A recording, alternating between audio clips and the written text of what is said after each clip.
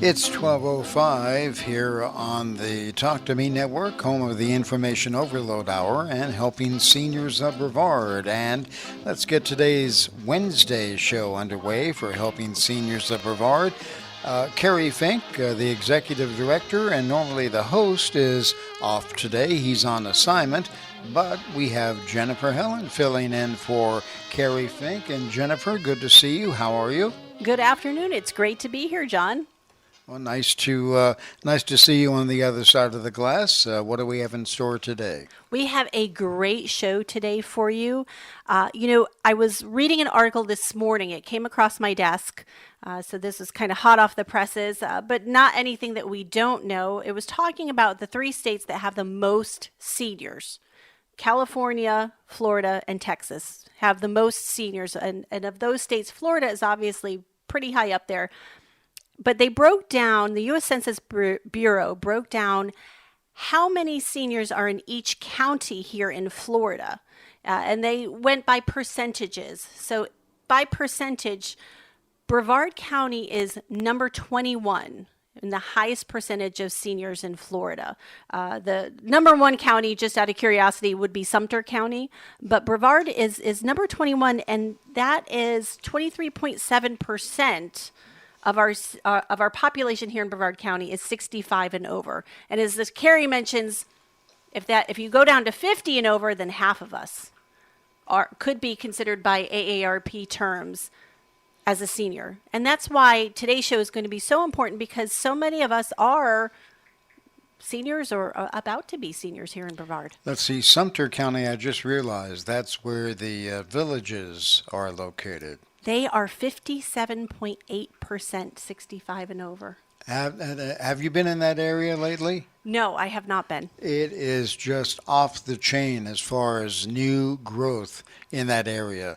What was a cow pasture yesterday has been bulldozed over, and they're building houses like it's like there's no tomorrow. It's crazy. Now, according to the 2020 Census Bureau, they have about 1/5 of our population. Of course, I'm sure their population has risen dramatically with all of that new construction. Of course, Brevard County has as well. So those rates of people moving in, what the percentages are of seniors moving in, saying the heck with it and getting out of the snow and the ice. And if we can work anywhere, we're going to go ahead and retire a little bit early to Florida. I'll bet you those percentages are still pretty accurate, or if not higher, at the next census. I'm sure they will be.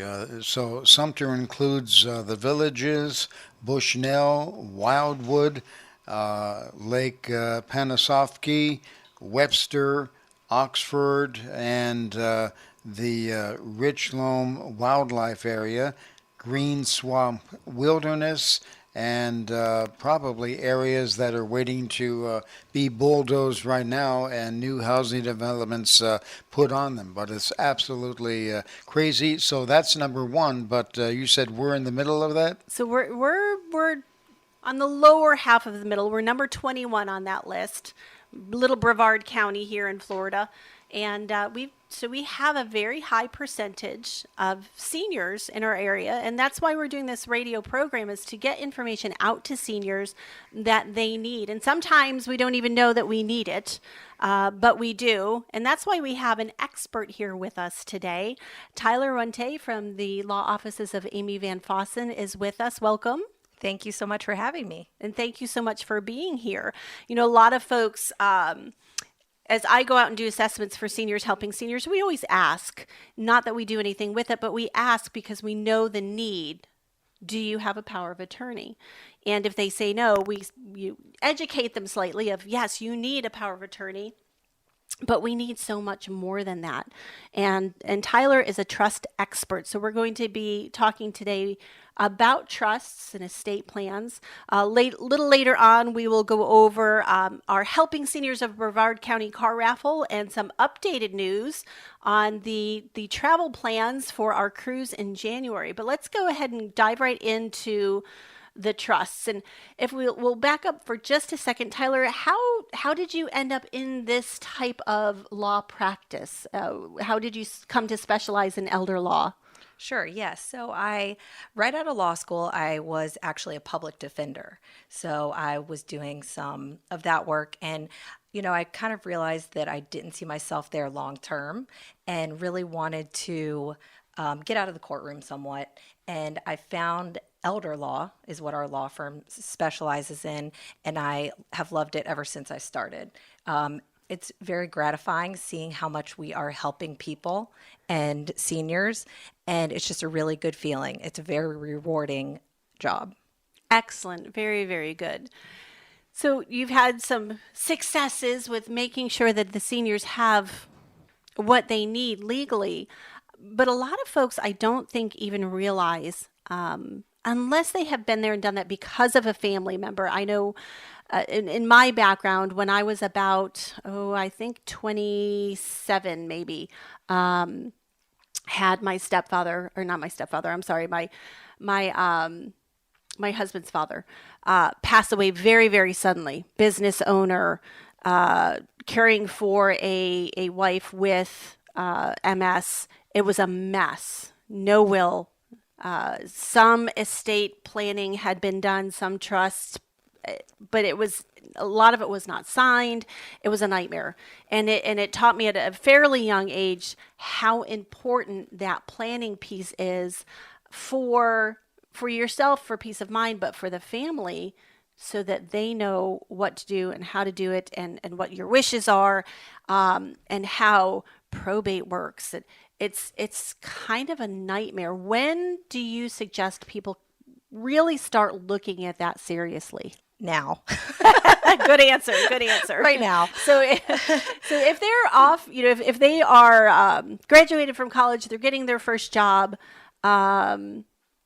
is that a decent time to start? Absolutely. So really anytime, once you become an adult, once you can sign documents, it's a good idea to have them in place, because like you talk about the planning piece, of course we need to plan for after we're gone, but it's so important to plan for the time that you're still here.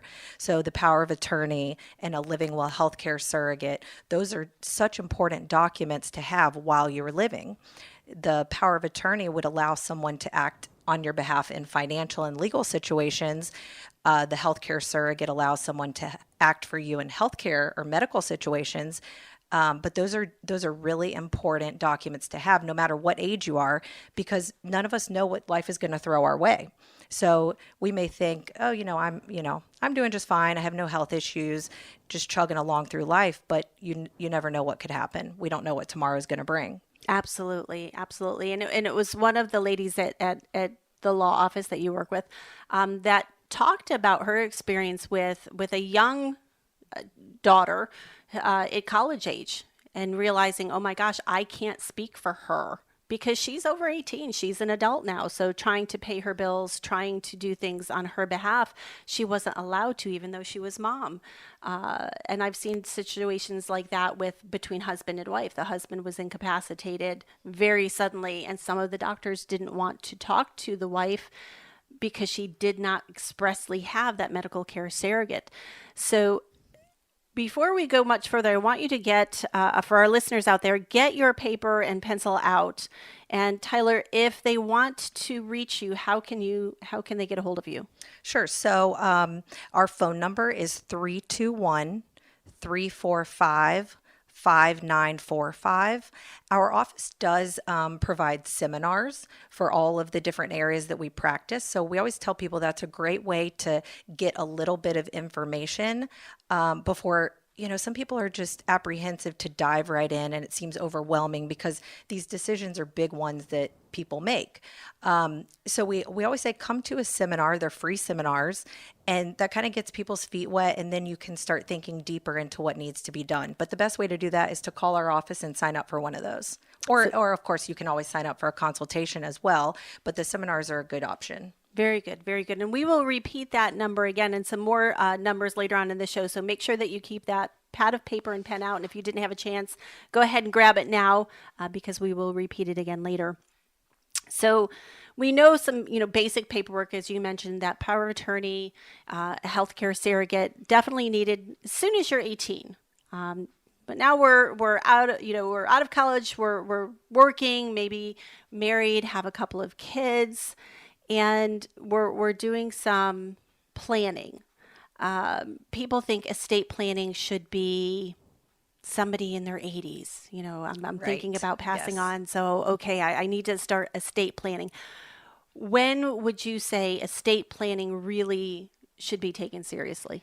So, I mean, I do think it's as early as when you reach the age of 18 or become an adult. That's really when you need to start thinking about it. For me personally, before I did this field of work, it wasn't on my mind. But once I had children, I have a 3 and a 5-year-old, and once I had children, it was really important to me to get the guardianship paperwork done. So if something happened to me and my husband, where would our kids be placed? So I think that's kind of another big life event sometimes that triggers people to start thinking about estate planning, as well as getting married. I mean, that does change things. So I think that no matter what time in life you're doing it obviously better late than never, but get thinking about it. And I think another thing is, back to the hesitation because of all the decisions that have to be made, we really break it down into a step-by-step process. So it's just getting the ball rolling, get the process started. And a lot of our clients are older, and it's not something that they did in their younger years, but that's okay. It's just good to get it started. Right. So don't wait, get it started and as soon as possible, really.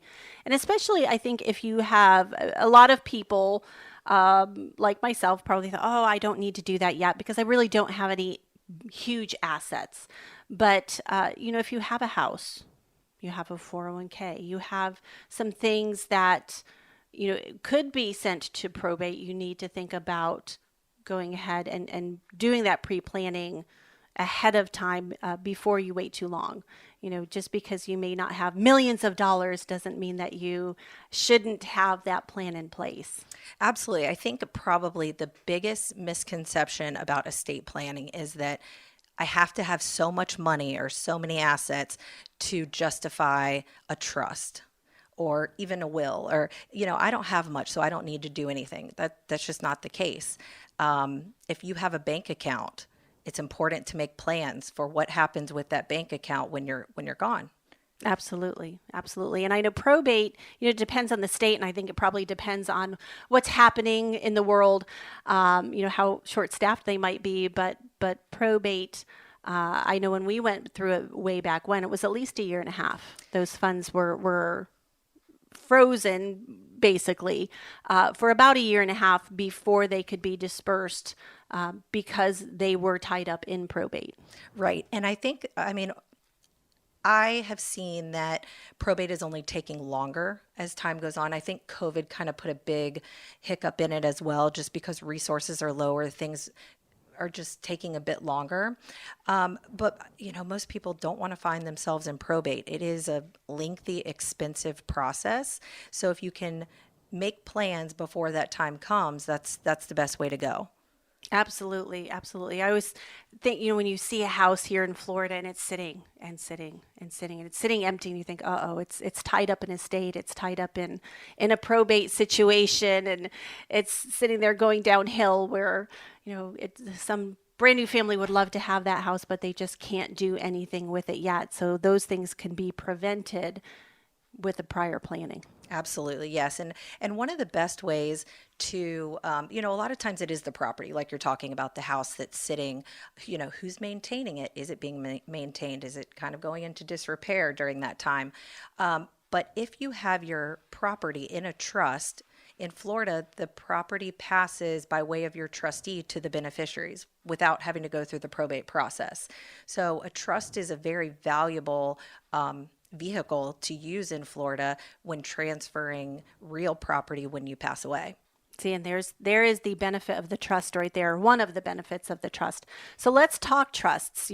Trusts, we know what a will is, and we know what some of this basic paperwork is. And when we talk about estate planning, people can kind of picture what that might encompass. But trusts seem to be a little bit more obscure to people. So what is a trust and what goes into the trust and why do we do it? Let's go back to Sure, basics yeah. with that first. Yeah, so I agree. I think that people, it's kind of this abstract thing that people aren't really sure what it is. For some reason, it's kind of a scary word. Yeah, it sounds kind of good, but what is it? Right. I'm not really, yeah. So I think that people are becoming more and more aware. There's a lot of education going on out there about what trusts are and how valuable they are and how, even if you have a bank account or one piece of property, how it can be so useful for you. But a trust is basically a vehicle that holds your assets while you're living, to be distributed how you wish when you pass away. So we have the creators of the trust, which are called the grantors. You have a trustee. Usually the grantors are the trustees while they're living because you manage your assets while you're alive. Gotcha. When you pass away, your successor trustees, so whoever you have named to administer your trust when you're gone, those trustees distribute your assets to your beneficiaries. So, you think children or grandchildren, charities, wherever you want your assets going when you pass away, your trustee makes that distribution. The beautiful thing about a trust is that it avoids probate. So anything titled in the name of your trust when you pass away avoids the probate process. So when you're creating that trust, you are titling your cars in the name of that trust? So cars are a little bit different, but absolutely real property. So your house. So you would actually transfer the deed to your property out of your name into your trust name. And that's the way it avoids probate. Gotcha. And one little caveat there, because I've talked to Dana Blickley a number of times about this. She's been going out and doing a lot of education. If you do change your name on your deed, if you go into the trust, then you do have to reapply for your homestead tax exemption. Exactly. Yes. So people will make that mistake of changing the deed, but then not changing the homestead exemption and then realizing, oh my gosh, I've lost it for a year because you can't reapply for another year. So make sure you do both. Yes. So when you transfer it into the trust, you do have to reapply. You still get it. There's no problems or anything, but you do have to do that application again. And we don't let people forget at our office. We send you reminders and pamphlets, and we make sure that our clients know that has to be done. That's wonderful, because not everyone does that, and I would be the one that would forget. So I would need that reminder of go and make sure that that's done too. Yes, because that's an expensive mistake. It is, and it's not a common sense thing. No one thinks, oh, I need to reapply for my homestead tax exemption just because I transferred my property to my trust name. I mean, you need to be told to do that. So exactly. we definitely do that. So that's good that you hold your clients' hands through that. Absolutely, because we would not know to do that on our own. Yes. So the house goes into the trust. What other things need to go in? So we often, tell people financial assets. So think about bank accounts, checking accounts, stocks. We even can do certain things with business interests. So basically, when you come into our office for an estate planning consultation, we look at what each client has, what their assets look like, what they have, and then we advise on how things should be titled once the trust is complete. Of course, you can't retitle things into a trust that doesn't exist, so we don't start that process until the trust is signed and in existence. But once that happens, we call it trust funding, and that's just the process of retitling assets to the name of the trust, and we go through what you have and give advice on what you need to do. And I've talked to Rachel from your office, and you even kind of hold people's hands through that process too, because that's a lot of paperwork and a lot of time and effort to be able to, go to the courthouse and do what you need to do. And again, not really common sense. I mean, these are things that are out of the normal person's, knowledge base. So absolutely we do it. We help as much or as little as people want. Some people are like, nah, I got this. I can call my bank. I totally can do this myself. So absolutely, we're not there to, get involved more than you want us to be, but we certainly help if you want us to. Which is wonderful that you give that option. Yes. Yes, because I know some seniors who would really have a hard time with that. And some people like me who I get so busy, I will forget to do it. So I've got the trust, but I've never funded it because I've never gone to the courthouse. So Right, absolutely. that's And we good can- for those two populations at least. Yes. And we have people that come in and, will sit in a conference room and call the bank together. Some elders that just either aren't comfortable or they don't really, know how to do it. They don't know the right questions to ask or the right things to say, or they're just nervous. We'll have them in and we'll say, okay, we're going to sit in this conference room and just talk about it. And then we'll make the calls together. Wonderful. Wonderful. Now, have we covered everything that goes into the trust? I think so. I think it's really a case by case basis depending on what you own. The big things to think about are real property, so your home, and then financial assets. Now, one of the things that I like about the trust is that you can say, kind of like in your will, where you want those assets to go and when you want them to go there. My mom has done all of her paperwork through your office, through Amy Van Fossen's office.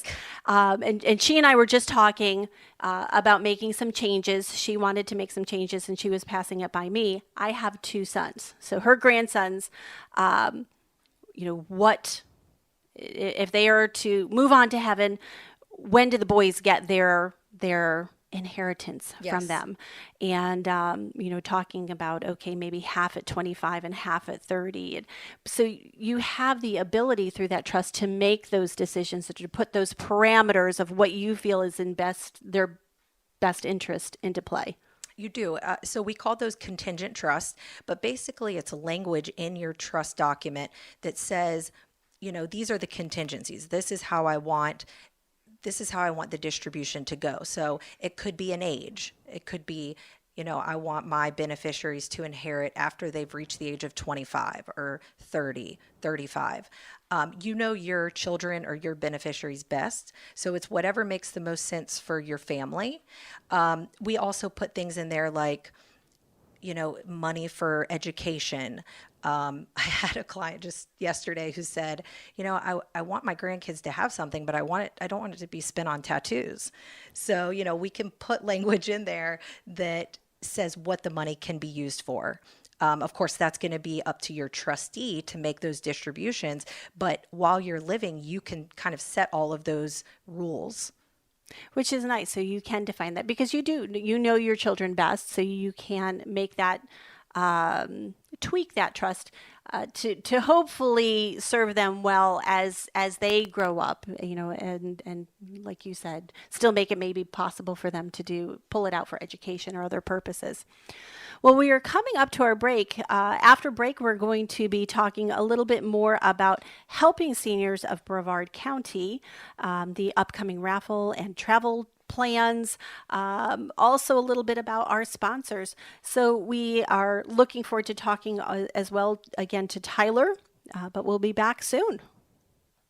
Oh, we've got 1 minute. I'm ahead of myself. So this is why when Jennifer hosts, we always take it a little bit slower, but we'll be back soon. 12:33 in the afternoon here on 90.3 FM as we continue on this Wednesday with Helping Seniors of Brevard. Carrie Fink is on assignment for today and filling in for Carrie. Here's Jennifer Hellen. Jennifer? Hello, it's good to be back. And yes, I'm filling in for Carrie while he is away. My name is Jennifer Hellen. I am with Seniors Helping Seniors, but I've been sitting on the board of Helping Seniors of Brevard County for at least 8 years, almost 9, maybe 10. I forget now, but I've been with them a long time. And it's such a great organization, and it's why I support them with their senior helpline. Nancy Deerdorf is on the phones right now and has been really busy with a lot of phone calls about housing. In fact, my office took 2 housing phone calls yesterday and forwarded them on to Nancy so that they could get the appropriate help. But also questions like we're talking about today, elder attorneys, elder law. What do I do? I don't have a will, estate, a trust. I've got power of attorney and I don't like that person anymore. What do I do? We had that one yesterday too. So all of this great work that Helping Seniors does is not funded through any governmental programs. It is because of sponsors and people like you, our listeners, who support this nonprofit. And we want to thank our sponsors. I know the law office of Amy Van Fossen is a big sponsor for us, so we really appreciate all of your support. We've got some other sponsors out there, Emerald Care Management, dentists, Dr. Sheldon, he's on the radio quite a bit too, and other sponsors. And we would love more sponsors. If you own a business that you think would work really well for seniors, we'd love to have you on board with us, because you're helping seniors, but you're also helping your business, because that's your sponsorship. The Senior Service Directory in Senior Scene magazine will list your business and your specialty. So it gets you some coverage, but it also helps us help our seniors, because we get phone calls on the senior helpline for a plumber that they trust or air conditioning that they trust. And so we love to be able to pass on names that we do also know and trust, and know that they're going to be very fair and reasonable with our senior. So, always contact Nancy if you are, like I said, have a business that you would like to support Helping Seniors with, or if you are a senior who has a question, please reach out to Nancy. She is amazing, very compassionate. If you do get the voicemail, leave a message. She will always call you back.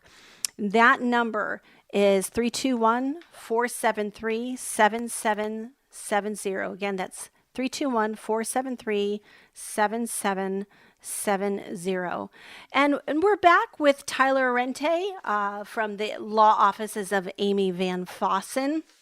We've been talking about trusts. Have we covered everything? Did we forget anything? I probably could sit here for a week and talk about trusts. So we were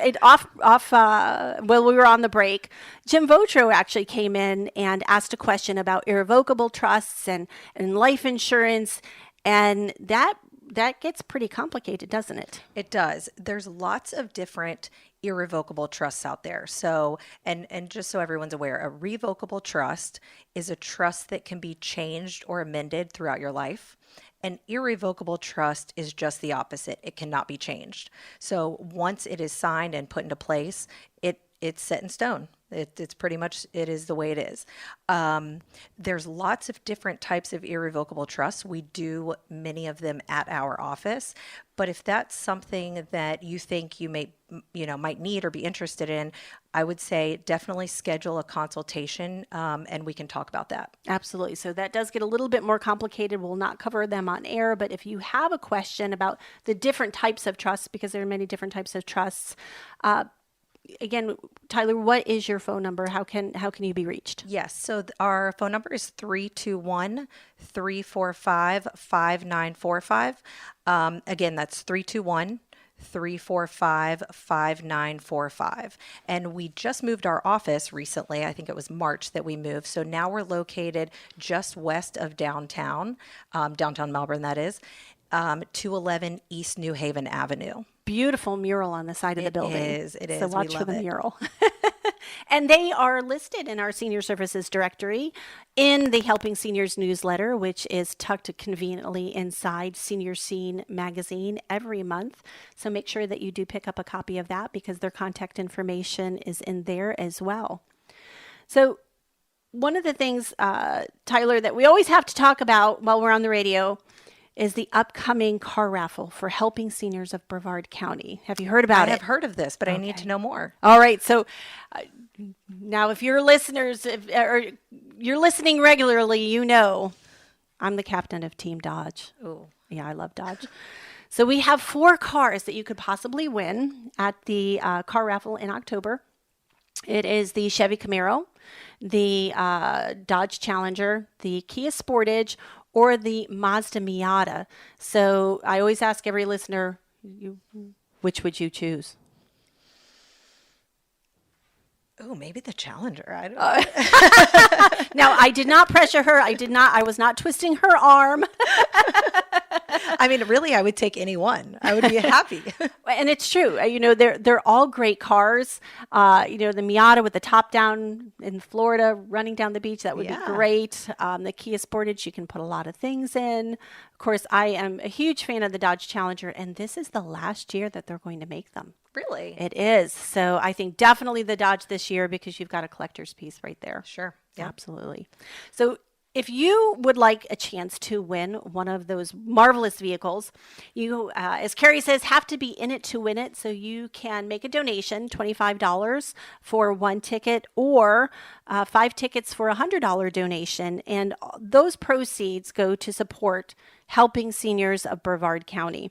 And we went out and filmed Dodge versus Chevy this year, and those spots are starting to trickle in from the fun that we had out at the American Muscle Car Museum. So stay tuned to the social media, YouTube, Facebook. I know sometimes it's on LinkedIn and other places, dodgevchevy.com.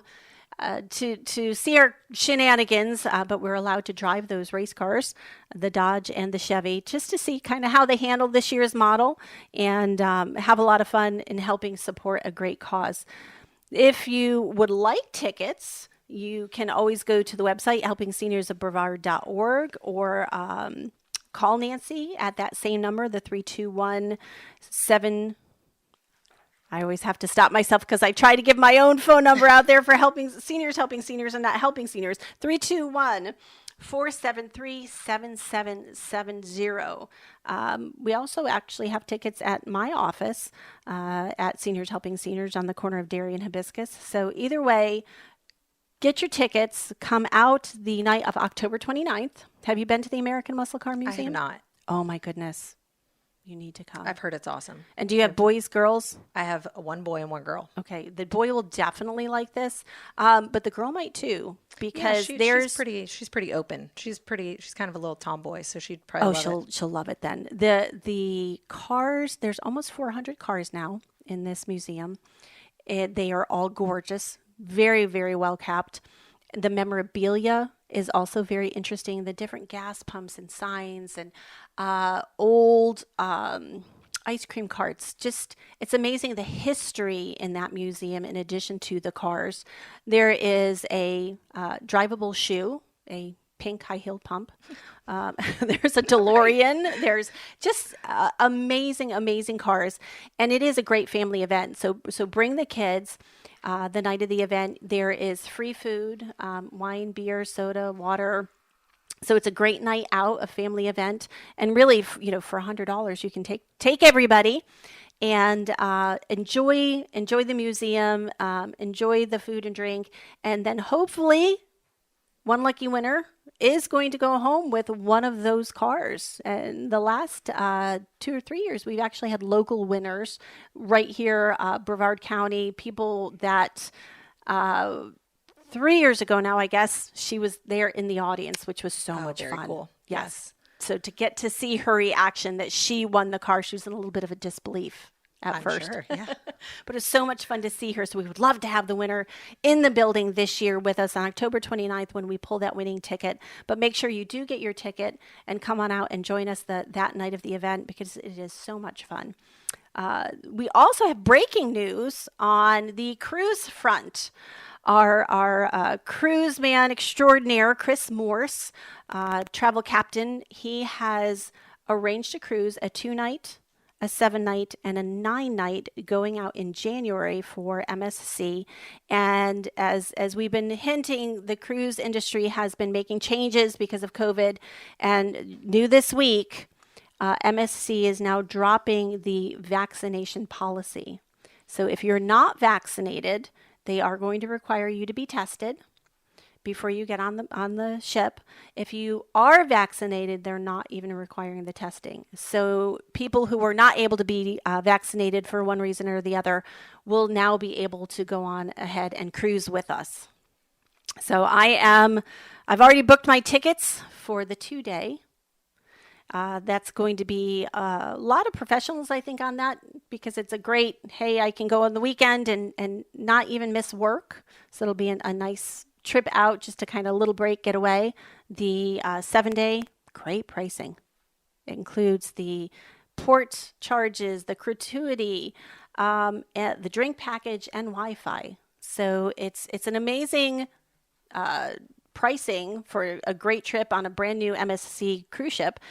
But all of those proceeds go back to helping seniors of Brevard County. So two really fun fundraisers that are coming up: the car raffle in October, and then the cruise in January. So we encourage everyone to become involved with us. Come on the cruise, see everybody, talk to everybody, and become a part of helping seniors of Brevard, so we can support that work that Nancy is doing in almost case management, helping people get the resources that they need in order to find that residential, the housing, know what attorneys that they can turn to who are experts in the field, get the AC repair that they need.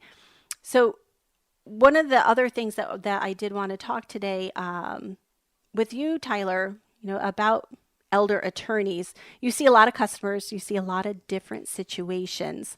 In my line of business, at Seniors Helping Seniors, we always have that one person that wants to wait. The procrastinator. They're a little bit stubborn. I don't need that yet. I don't need that yet. I don't need help yet. I don't need a will or a trust yet. I don't need any estate planning yet, because that's for tomorrow. That is sometime in the future.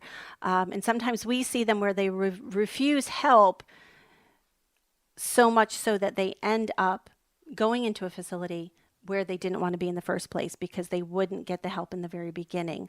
And I'm sure that you see that as well in your practice.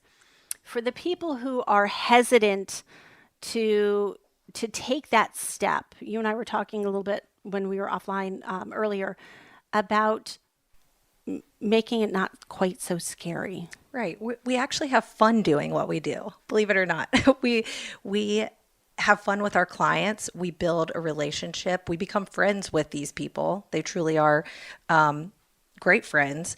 And really, it's about just taking the first step. And all of the documents can be changed. So I always like to tell people that if the worry is that it seems like such a monumental decision, that it's put in writing and you're saying what it's going to be for the rest of your life, that's not the case. All of these documents can be changed. So if at any time you decide you want to change your agent, your power of attorney agent, or your healthcare surrogate, or the personal representative of your estate, you can make those changes at any time, of course, while you have capacity. But if you wait too long, you're the procrastinator, the one that, you just don't feel like it's a priority at this moment in time. Again, we don't know what life is going to throw our way.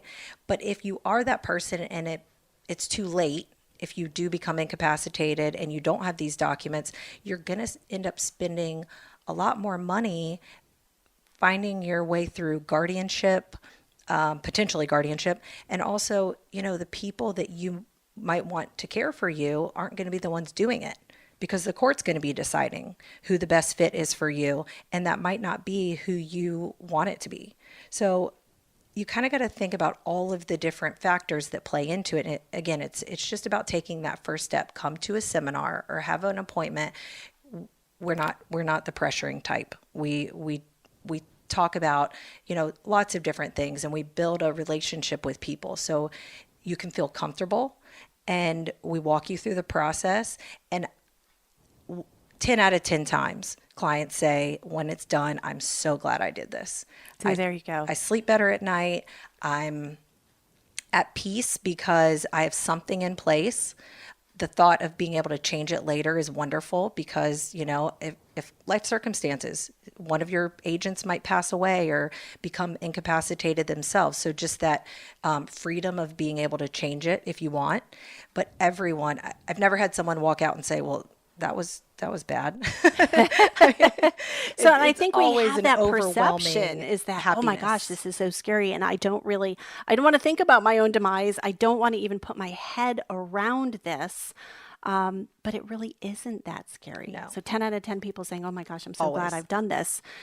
It is a really good thing to just go ahead, dive in, make the call, go to one of the webinars or the seminars and just go ahead and step out and take care of it, because the peace of mind that you're going to have after far outweighs any kind of initial scariness that might be. Absolutely. Yes. Or even if you don't want to do it, we have people that have their children come to a seminar, have the kids come and then relay the information to you.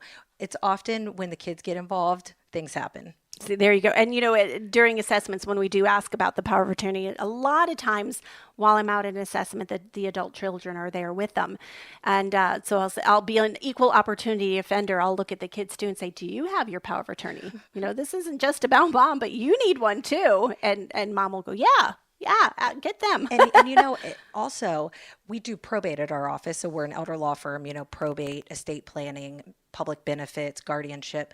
But a lot of our estate planning clients are past probate clients because they saw what happened with their mom or dad's estate. They saw what happened with their loved one's, estate after they passed away and they didn't have the documents in place.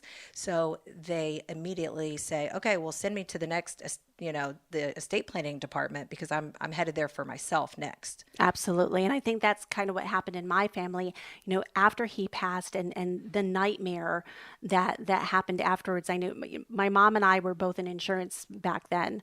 And the family was just devastated because it was so sudden. My mom and I were actually in his office going through his files for the kids because they just didn't have the capacity at that point to do it. And we were looking for bank accounts, safety deposit.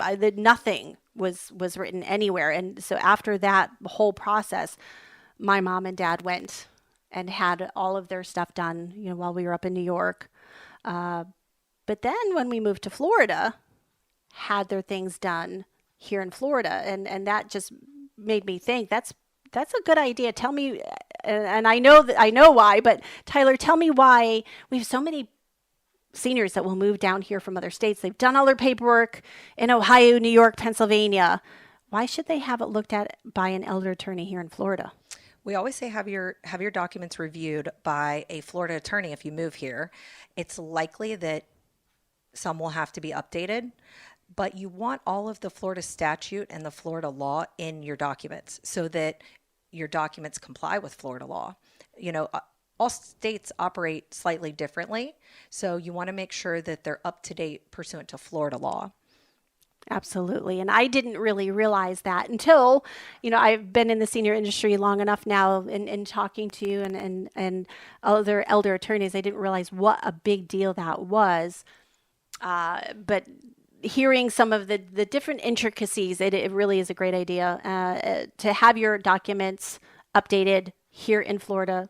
So if you're going to live out the rest of your years here in Florida, make sure that it does comply with the Florida law. And if it's been 20 years since you've looked at your documents, please make sure that you do review them and go into an elder attorney and make changes. I know I've seen that a number of times with our clients where, yes, we have it, but they've named a niece that they no longer even speak with. And all of a sudden, the niece is the one that has power of attorney and is going to be making decisions, and they don't even like each other. Right. We say review your documents every couple years. Just make sure the names that are on there still make sense. We often see that when people, get married, they will have some documents created. 30 years go by and now their children that are adult children now are not even on their documents because it was pre their birth. So make sure you're reviewing them because there comes a time where, maybe when you first got married, your brother or sister was the appropriate person to be on your documents. But now your children are of the age that it would make sense for them to be listed on the document. So, don't let 30 years go by. Review them every couple of years just to make sure they're up to speed. Absolutely. And we also, whenever a loved one passes away, the last thing they want to be, the survivor wants to be doing is sifting through all of the information and the files. It's so nice when a loved one can just grieve what how they want without having to do all these like business type matters, dealing with the assets and all of that. So do your family a favor and get this done as well. Yes. And no matter how close the family, when it comes to assets, there will be a little bit of grumbling when those assets are divided. And so if they know that mom and dad, this is what mom and dad's wishes are. You get this, you get this, you get that. There's much less fighting. Right. And so that is a blessing for the family. Mom and dad wrote it in black and white and they signed on the dotted line and this is what they wanted, right? So there's not as much, well, I think this is really what they wanted. Well, she told me this at one point in time. Nope, it's all right there, clear as day. No arguments. This is how it is, and you can all move on. Yes. No fighting, because it's already such a stressful time when you lose someone. So you don't want to add that additional stress. So it really is. It is for you for peace of mind, but it's so much for the family, so that you are leaving them in a great spot. Right. Yes. They know what your wishes were. They can grieve as they need to, and they're not worried about, well, what did she really want? It's just such a nice thing to do for the ones you leave behind. Absolutely. So the one thing that I mentioned earlier, yesterday we had a situation where the client was a little bit worried that they had a power of attorney. They had assigned power of attorney to a person that they no longer trusted. And so they did call their attorney and have them cancel. I'm not sure what the right wording for that is, but cancel that power of attorney. How does that work? So a revocation, so you can revoke a power of attorney. If you create a new power of attorney, the new one supersedes or revokes the old one anyway, because you don't want to leave yourself out there with no one listed. So if you no longer trust the person that's on your current one, have a new one done that names somebody else and that revokes your old one. So there you go. So even your power of attorney is not set in stone. If something happens, it's been 5-10 years, you've got a new person that you trust much more, you can go ahead and rescind that power of attorney, name a new one. Now, one of the things that, since we're on power of attorney, I had a client who named a power of attorney and the poor girl didn't even know she was named. So it's a good idea to let the people that you name know that they may need to act in that capacity. But interestingly enough, they don't have to agree. So in Florida, we don't have, you don't have to accept or sign stating that you accept that responsibility. So a lot of times people don't let their, agent know that they're listed because they don't need the help right now. So they just think, oh, well, it's okay. I'm doing everything fine myself now. I'll let them know when that time comes. Well, then they're kind of blindsided. So it's nice to let the people know. And oftentimes we have clients that ask for permission to list someone. They'll say, well, I think I want to list my brother, but let me get back to you on it because I need to ask his permission first. Right. And that would be a good thing because they should want to act in that capacity for you. Right. And you need to let them know that, by the way, you are going to It's a big responsibility. Exactly. It's a huge responsibility. Yeah, absolutely. So power of attorneys, wills, trusts, very, very important in your planning. We've been going through with helping seniors of Brevard County, talking about getting your ducks in a row, and all of that legal paperwork, so important in order to get your ducks in a row so that you have peace of mind and that when you pass on, your family also has a much easier time and they can just love on you and love on each other. One last time, Tyler, why don't you give us your number? Sure. 321-345-5945. And it's the law office of Amy B. Van Fossen. And I just want to thank you for all that you guys do. It's such a wonderful service and we all appreciate it. Thank you so much. So on behalf of helping seniors of Brevard County, please call, go ahead and grab those tickets, support the cause for helping seniors, 321-473-7770. I'm Jennifer Hellen with Seniors Helping Seniors, and we'll be talking to you soon.